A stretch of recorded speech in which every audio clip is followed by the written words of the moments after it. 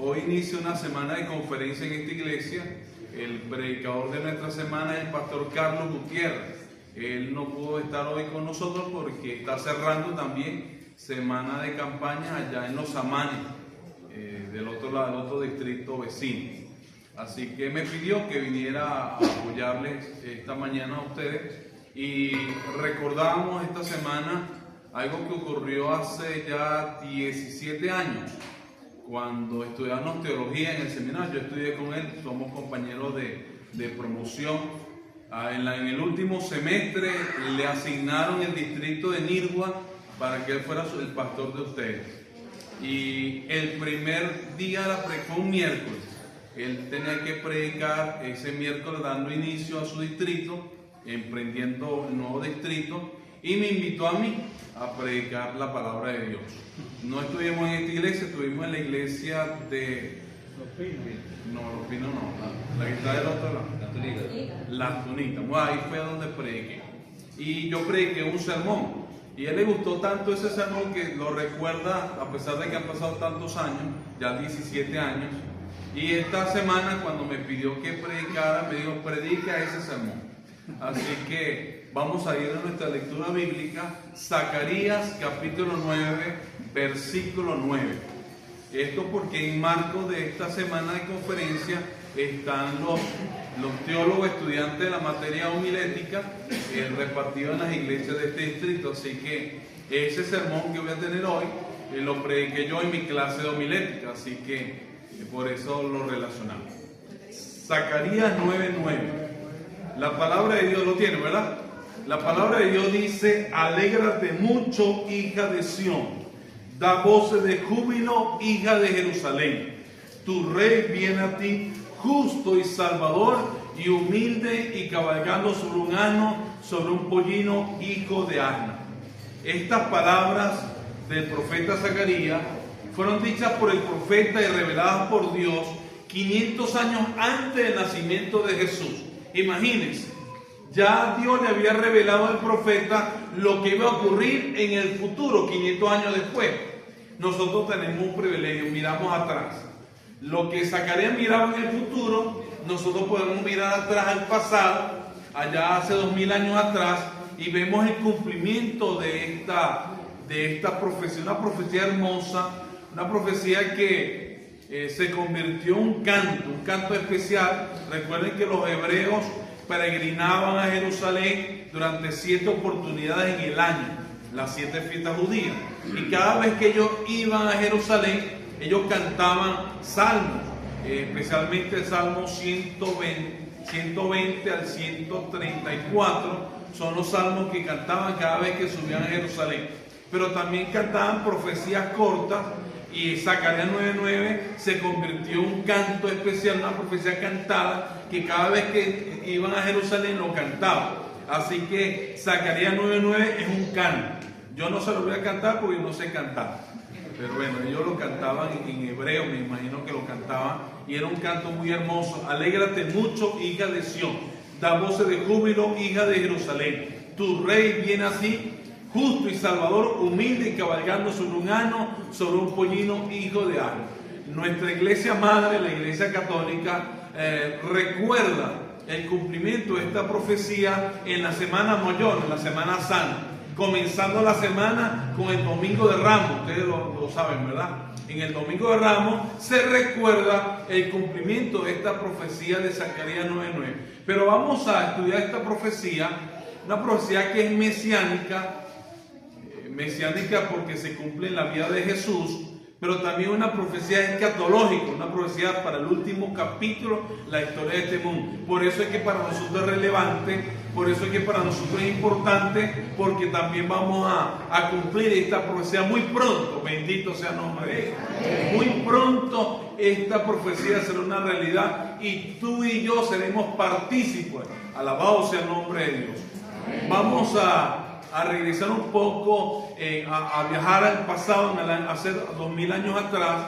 Jesús estaba en una aldea de amigos. Eran sus mejores amigos. ¿Cómo se llamaba esa aldea? A ver. Betania. Ahí estaban los 3 amigos de Jesús. ¿Cómo se llamaba? María, Marta y Lázaro.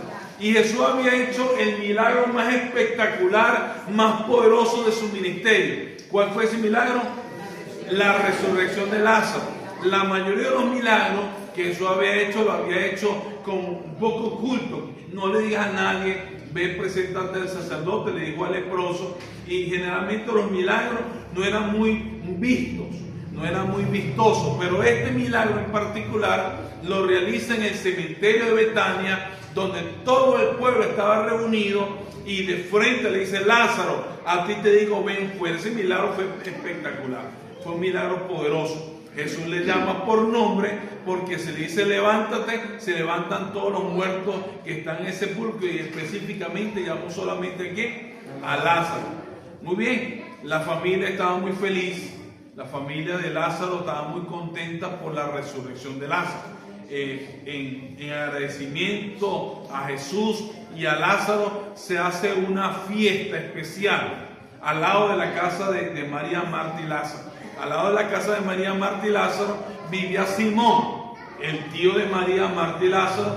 Simón es ese fariseo que tiempo antes había sido leproso y había sido sanado por un milagro de Jesús también. Así que Simón había experimentado el poder de Dios en su propia vida. Así que en agradecimiento por lo que Dios había hecho en su vida y lo que Dios había hecho por su sobrino Lázaro, le hizo un banquete especial a Jesús. El invitado de honor era Jesús, por supuesto. Ahí estaba Lázaro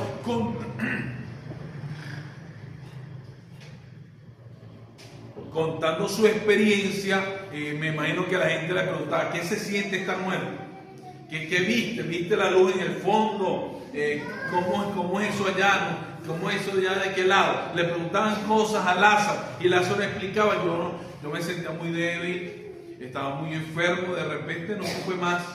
Y lo próximo que vi fue escuchar la voz de Jesús, abrí los ojos, estaba todo con las vendas en mi rostro, me la quitaron y vi ese rostro tan especial, tan hermoso, el rostro de Jesús, contando su experiencia allí en la casa de Simón, al lado de la casa de Lázaro y María y Marta. Muy bien, la fiesta se estaba realizando. Una muchacha llegó arrastrándose por el piso, tenía el cabello largo. Ustedes saben quién era ella: María Magdalena, que rompió un frasco de un perfume muy costoso. Y bueno, ustedes saben lo que ocurrió. Judas se molestó por allí, se terminó la fiesta.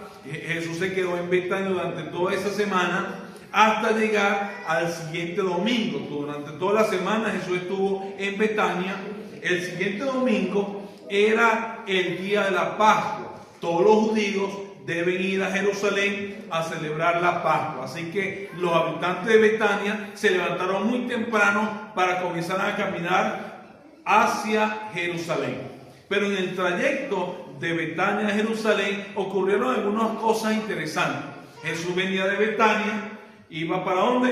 Para Jerusalén. En la mitad del camino, la Biblia dice en Lucas 19, usted lo puede leer en su hogar. En Lucas 19 Jesús dice que se detuvo en Betfagé. Betfagé es una pequeña aldea que está entre Betania y entre Jerusalén. En Betfagé Jesús se detiene y llama a 2 discípulos.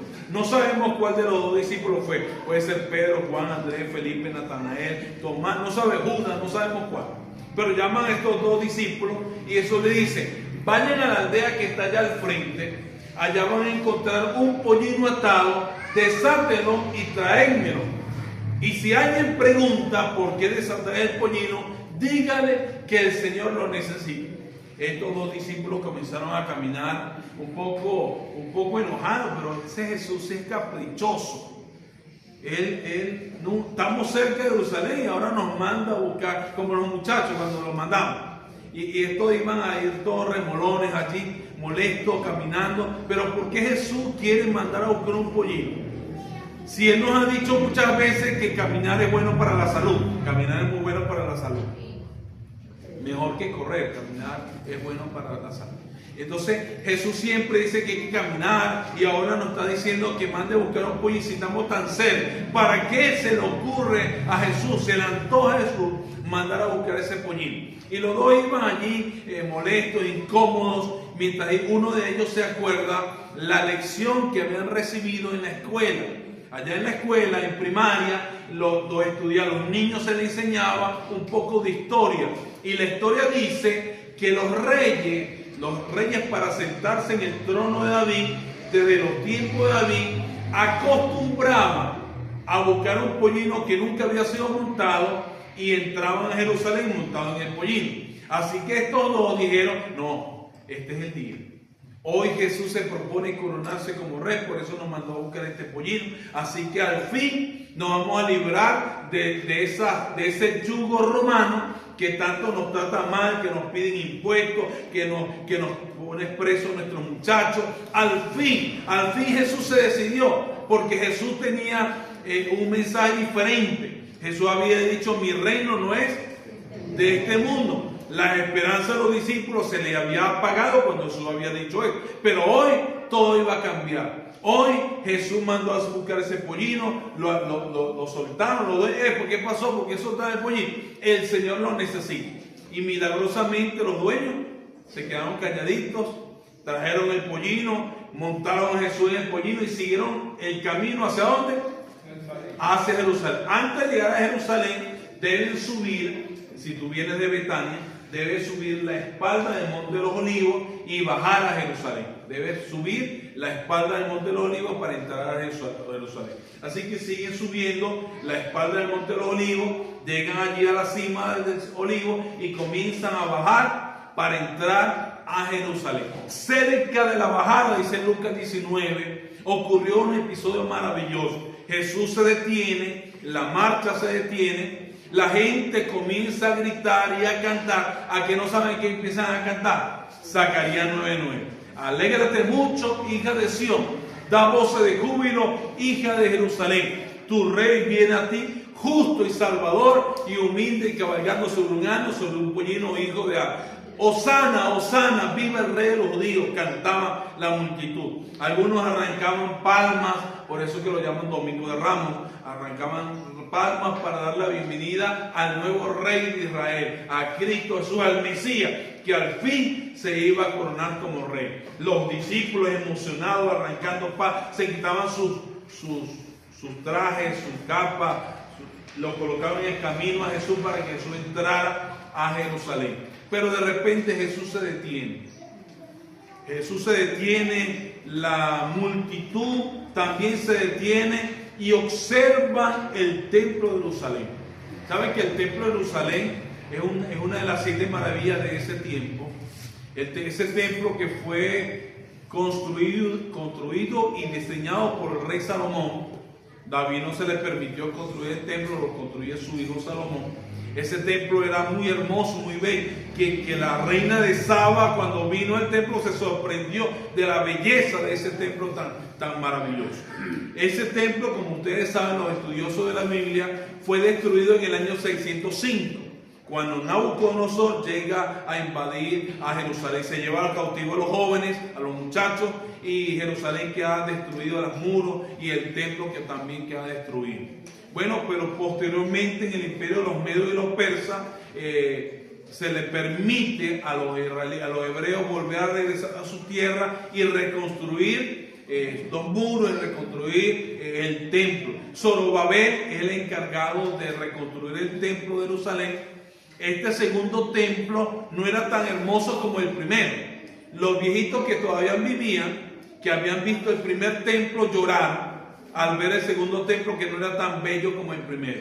Pero Ageo le da una profecía poderosa y le dice: tranquilos, que este segundo templo va a ser más glorioso, porque aquí va a estar el deseado de toda la gente. ¿Y quién es ese? Bendito sea el nombre. La hermana Elena tomó ese versículo y le colocó el nombre a la biografía de nuestro maravilloso Jesús, el libro deseado de toda la gente, donde hay un capítulo que habla de este episodio. El rey viene, tu rey viene. Habla de todo lo que ocurre en lo que estoy hablando a continuación. Muy bien, Jesús se detiene entonces, mira el templo de Jerusalén, que habían sido traídas gigantescas piedras de mármol blanco desde Roma. El emperador romano había invertido mucho dinero habían sido traídas gigantescas piedras de mármol. Ustedes se recuerdan aquella pregunta a los discípulos y los discípulos le preguntaron a Jesús: Jesús, mira esas piedras, ¿te recuerdas? Y Jesús dijo en esa oportunidad, un poquito antes: no queda piedra sobre piedra. Esas eran gigantescas piedras de mármol blanco que habían sido colocadas en todas las paredes del templo de Jerusalén. Imagínense ese espectáculo. El sol de la tarde, el sol poniente, golpeando las paredes de mármol blanco. Eso era un espectáculo. Pero no solamente eso era lo hermoso, el mármol blanco, sino que la cúspide era de oro. Imagina, de oro. Las puertas eran de oro. Las columnas, había una especie de vid, la que da uvas, que se enroscaba en las columnas. Es un ornamento muy hermoso, muy bello. Cuando el sol pegaba, eso brillaba. Era un espectáculo ver ese.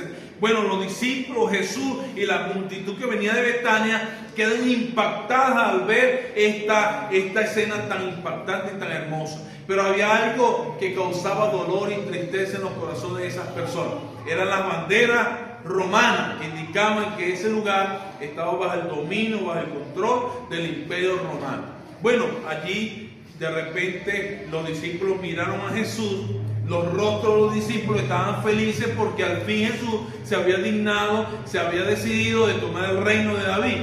Pero el rostro de Jesús estaba diferente. Había un contraste, había una diferencia entre el rostro de Jesús y el rostro de los discípulos. El rostro de los discípulos estaban felices, emocionados, alegres. Cantaban alegres allí en Zacarías 9:9. Pero el rostro de Jesús estaba triste, estaba pensativo, como cuando miraba a Jerusalén y decía: Jerusalén, Jerusalén, cuántas veces quise arrollarte como la gallina quiere arrollar a su polluelo y no quisiste. Profeta tras profeta Dios había enviado a esa nación a hacer llamado de arrepentimiento, mensaje tras mensaje, invitación tras invitación. Profeta tras profeta había sido martirizado en esa ciudad. Oportunidades que Dios le había dado, pero ya se estaba terminando el tiempo de gracia. En el año 34 se termina el tiempo de gracia para el pueblo de Israel, y Jesús sabía que ya esa nación tenía sus días contados.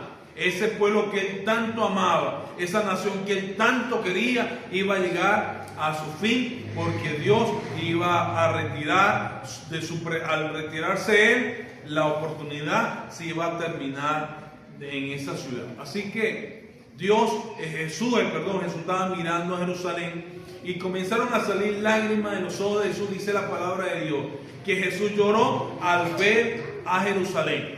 Muchos estudiantes de la Biblia, muchos teólogos se han preguntado y hecho esa pregunta: ¿por qué lloraba Jesús? Algunos dicen: no, Jesús lloraba porque él sabía, él era Dios, él sabía lo que iba a pasar esa misma semana. Esa misma semana Jesús iba a dar su vida en la cruz del Calvario. Y así que de ese lugar, del Monte de los Olivos, podía ver la puerta de las ovejas, donde habían estado miles de ovejas para ser sacrificadas, y él iba a sacrificarse por toda la nación y por todo este planeta Tierra. Jesús lloraba por eso. Otros dicen que Jesús lloraba porque vio el monte de la calavera, donde él iba a pasar con la pesada cruz. Pero Jesús no lloraba por eso. Jesús lloraba al ver el futuro de su amada ciudad. También lo que ve Jesús en el futuro, nosotros lo podemos ver mirando al pasado. ¿Qué pasó en el pasado? En el año 66 fue enviado un general desde Roma. Se había dicho que los judíos no querían orar más por el emperador. Los romanos pensaban que el emperador era Dios. Así que la gente debía orar era al emperador, no a sus deidades de su pueblo, sino a Dios directamente, a su emperador. Como los israelitas, los hebreos no oraban por el emperador se molestó y mandó a Sestio Galo, un general romano, para que rodeara Jerusalén. Los judíos, los hebreos se encerraron dentro de la ciudad era amurallada. Pasaron los días allí encerrados, ellos los romanos acampando. ¿Y por qué no entraron a destruir a Jerusalén? Porque el emperador había invertido mucho dinero. El templo era muy hermoso, no querían. La orden del emperador era: no entren a Jerusalén, esperen que ellos abran las puertas, no entren en Jerusalén, no vayan a destruir la ciudad. Fue la orden precisa y clara del emperador. Así que solamente rodearon la ciudad. Pero ocurrió algo milagroso una mañana. Una mañana los soldados estaban acampando al frente de las murallas de Jerusalén y ellos escucharon como que venía otro ejército enemigo a atacarles por detrás. Cuando ellos escucharon eso, venían como una caballeriza, venían soldados armados, pero era solamente el sonido. Los soldados romanos, pensando que era un ejército enemigo, se montaron en sus caballos y huyeron de Jerusalén. Pero solamente Dios permitió un sonido para que los soldados romanos salieran de allí. Los judíos abrieron las puertas, salieron detrás de los romanos para vencerlos, se agarraron ánimo y salieron detrás de ellos. Las puertas quedaron abiertas y esa fue la oportunidad que Dios le dio a todos los judíos fieles, los hebreos fieles que estaban dentro de la ciudad, para salir de la ciudad. Ahí se cumple algo que dice: si estás en la azotea no entras a la casa, el que esté en campo no regrese. Esa fue la señal. Entonces salieron de Jerusalén los hijos de Dios y se escaparon. Pasaron algunos años. En el año 69 fue enviado otro general romano, el general Tito. El general Tito rodeó la Jerusalén. Ese sitio sí duró un año rodeando Jerusalén. Durante ese año las provisiones se acabaron. Lo que le estoy relatando, narrando, está en el conflicto de los siglos capítulo 1. La comida, el agua se terminó dentro de la ciudad. Llegó un momento tan crítico para el pueblo de Israel que en el mercado no se vendía comida, se vendía el estiércol de los animales. Es lo que vendían en la bodega, allá en el chino vendía, allá el chino allá también. Vendían el estiércol de los animales. Y los soldados cocinaban el cuero de sus escudos, el cuero de sus sandalias para tratar de comer algo. Y algo horrible que no nos podemos imaginar, las mamás, las madres, cocinaban a sus hijos que ya habían muerto, no es que los mataban, sino que se morían de hambre los bebés, y entonces los cocinaban para tratar de alimentarse y comer algo. José, un historiador romano de ese tiempo, escribe y dice que por las calles se podían ver cadáveres andantes. Imagínense eso. El hambre era tan grande. Algunos del desespero, me imagino los padres responsables, subían en las noches los muros para agarrar una ramita o un monte, porque dentro de la ciudad ya ni matas que había, pues se la habían comido todo. Y subían los muros, pero interceptados por los romanos en la noche, y todos los días centenares de judíos, de padres, sobre todo padres, eran crucificados en todo el monte de los Olivos. Llegó un momento, familia, que no había espacio entre cruz y cruz para poder caminar con facilidad en todo el monte de los Olivos. Con razón Jesús lloraba. Con razón Jesús lloraba en el monte de los Olivos al ver lo que le iba a pasar a su nación que él tanto amaba, que él tanto quería. No había espacio entre cruz y cruz.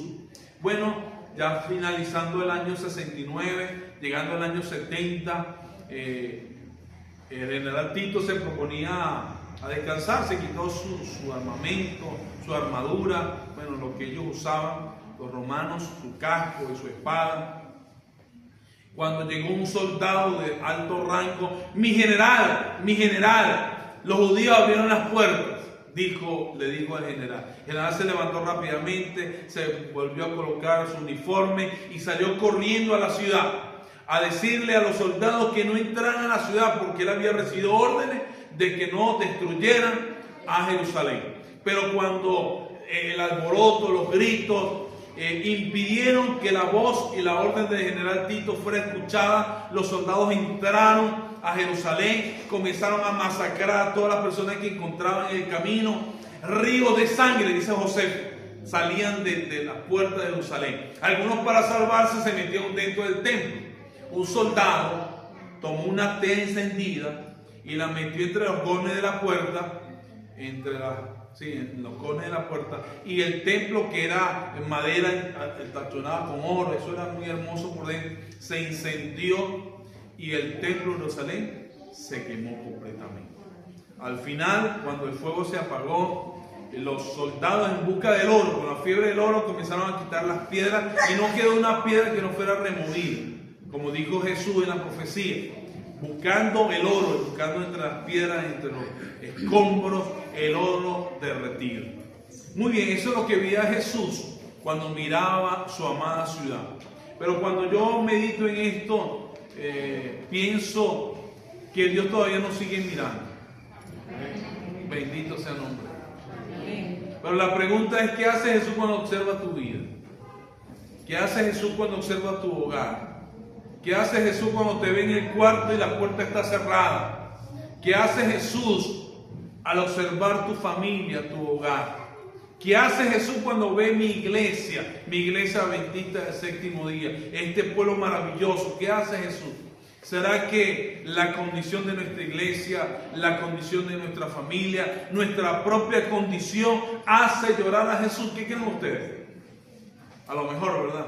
A lo mejor hemos hecho llorar a Jesús muchas veces. Seguramente en alguna oportunidad tú has hecho llorar a Jesús. Porque Jesús te quiere salvar. Jesús te quiere dar la vida eterna.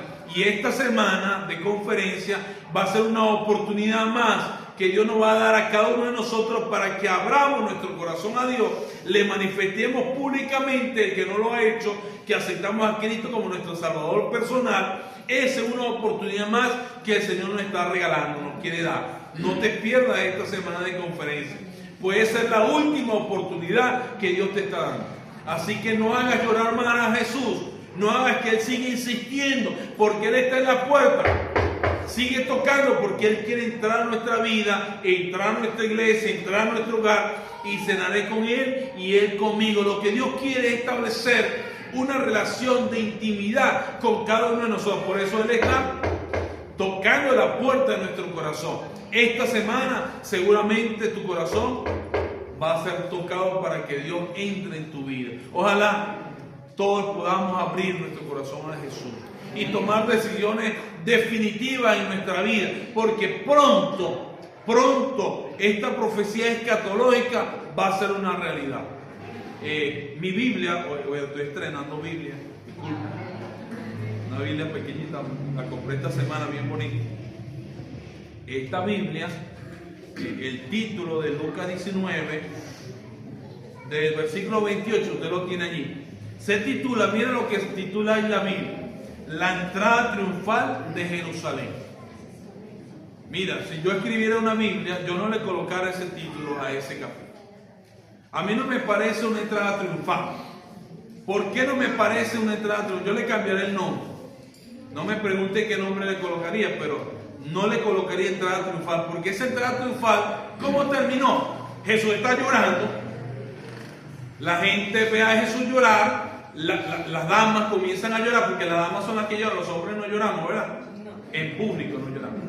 Así que nos da pena llorar. Así que las chicas, las muchachas estaban llorando al ver a Jesús llorar también. Porque cuando vemos a alguien llorar, como que nos provoca llorar, ¿sí o no? A todos nos pasa eso. Carlos, ¿qué te pasa? A uno le provoca como llorar también cuando ve a alguien llorar. No pasa nada, los hombres podemos llorar, ¿verdad que sí? Además, las fuertes son las damas, no los caballeros. Las damas son las más fuertes. Entonces, las mujeres y los hombres comienzan a llorar al ver a Jesús. Jesús sigue llorando. La gente comienza a sacudir las capas que habían colocado en el camino, a recoger las ramas que habían colocado en el camino, y cada quien toma su camino. Cada quien se va y solamente queda Jesús montado en el pollino con los discípulos, solamente. Esa entrada triunfal se termina con lágrimas de Jesús. ¿Cómo termina la entrada triunfal? En lágrimas. No me parece tan triunfal esa entrada. A mí no me parece tan triunfal. Pero hay otra entrada triunfal en la historia. El 13 de mayo, hace 2 días, hoy es 16, hace 3 días, recordamos algo que pasó un 13 de mayo, pero de 1813. ¿Sabe lo que pasó el 13 de mayo de 1813? Se inició la famosa campaña Admirable. Allá en Cúcuta, en Colombia, nuestra hermana república, comenzó la campaña Admirable de Simón Bolívar. y con el decreto de muerte. Era una batalla, una guerra que era imposible vencerla, porque el ejército de patriotas de venezolanos eran muy pocos ante el ejército que era de miles del yugo español. Era una lucha entre David y Goliat, algo así. David y Goliat era el ejército español era muy grande, el ejército de patriotas era muy poco, pero Simón Bolívar, al dar decreto de muerte el 13 de mayo de 1813 e iniciar en Cúcuta la famosa campaña Admirable, de allí entra al territorio venezolano y comienza esa campaña Admirable. 6 batallas enfrenta en toda Venezuela occidental. 6 batallas. De esas 6 batallas venció a 5 ejércitos del yugo español. 5 ejércitos, 5 batallones. A los 5 los vence a todos. Después de meses, desde mayo, ocurriendo esas batallas en toda Venezuela occidental, el 6 de agosto, mira, comenzó en mayo, en agosto, 6 de agosto llegó a la ciudad de Caracas. ¿Qué fecha? 6 de agosto.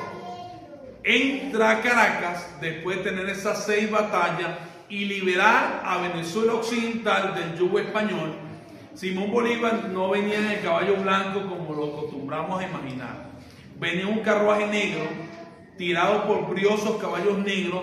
Entran por las calles empiedradas de Caracas.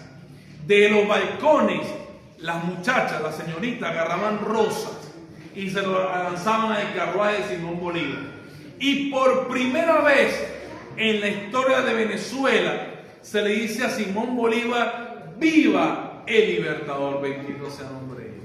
Para mí esa entrada triunfal, yo que soy, me fascino cuando estudio la historia de Venezuela, la historia del mundo. Me imagino esa escena debe ser espectacular. Cuando las rosas caían en el carruaje de Simón Bolívar y él con su uniforme escuchaba las voces: ¡viva el libertador! Detrás de él venían los soldados, sus ropas ensangrentadas, sucias, sudadas, después de tantas batallas, tantas guerras para liberar a toda Venezuela occidental. En el camino habían caído patriotas, en el camino habían caído hombres que habían dado su vida por la libertad de Venezuela. Esa es una entrada triunfal. Esa noche hubo fiesta en la ciudad de Caracas, vino, bailes, comida. Durante toda la noche celebraron que Venezuela occidental había sido liberada del yugo español. La entrada triunfal de Lucas 19 no me parece triunfal. Termina en lágrimas, así termina. Esta segunda entrada triunfal va a terminar, ¿cómo va a terminar? En fiesta, terminó en fiesta. Terminó en comida, en celebración, en júbilo. Venezuela había sido liberada del yugo español. Pero familia, les mencioné que la profecía de Zacarías 9:9 es mesiánica porque se cumplió en la vida de Jesús, pero también una profecía escatológica. ¿Qué quiere decir que es escatológica? Que se va a cumplir otra vez, pero en el tiempo del fin. Pronto, familia, pronto. Y yo quiero un fuerte amén por eso. Pronto. La nube negra a la distancia, de la mitad de la palma de una mano, dice la hermana Guay. A la distancia será la mitad de la palma de una mano. Va a ser negra a la distancia, pero la nube negra de la mitad de la palma de una mano va a acercarse. Y al acercarse va a ser blanca. Y alrededor de la nube blanca miles y millones de ángeles que vienen a buscarnos. Bendito sea el nombre de Dios. Ese día tan hermoso que nosotros tanto anhelamos. Usted tiene que imaginárselo, familia. Estar allí viendo esa nube blanca. El cielo se vacía, porque es algo muy importante. El cielo se vacía. Todos los ángeles vienen a buscarlo. Todos. Por eso es que Apocalipsis dice que hay media hora de silencio. Porque en el cielo nadie va a estar cantando. Allá no va a haber nadie. Está solo, no hay nadie cantando, no hay nadie alabando. Todo el cielo se vacía para buscarnos a los seres humanos. Bendito sea el nombre de Dios. Los muertos en Cristo resucitarán primero. Los que hemos perdido seres queridos, esta semana pasada, siempre los días de las madres es fuerte, ¿no? A mí no me gustan mucho los días de las madres porque mi mamá ya no está conmigo. Y siempre me toca dirigir actividades, predicar a las madres, les prediqué a las representantes de primer grado. Y cuando uno recuerda a las madres, uno recuerda a su mamá. Pero cuando Cristo aparezca en la nube blanca, los muertos en Cristo, ¿qué pasará? Resucitarán. Luego nosotros, los que estemos vivos, seremos arrebatados juntamente con ellos para reencontrarnos con papá Carlos, para encontrarnos con nuestros seres queridos, para encontrarnos con esas personas que ya no están con nosotros. Y viajaremos con nuestra familia. ¿Qué viaje tan espectacular? Que durará 7 días con nosotros, 7 días viajando, contemplando la hermosura del universo, cosas que ojo humano no ha visto, ni siquiera esa nave que le dio la vuelta, ¿cómo se llama la nave que le dio la vuelta a la luna? Ellos no pudieron ver lo que tú y yo vamos a ver. Le vamos a ver el lado oscuro de la luna, le vamos a ver muchas otras cosas, vamos a ver cosas maravillosas que el Señor tiene preparadas para nosotros. Y al término de los 7 días, nuestro corazón va a comenzar a palpitar de emoción al ver la nueva Jerusalén. Ya no es una pequeña cúspide de oro, una puerta de oro, un ornamento que se enrosca en las columnas. Ya no es nada más eso.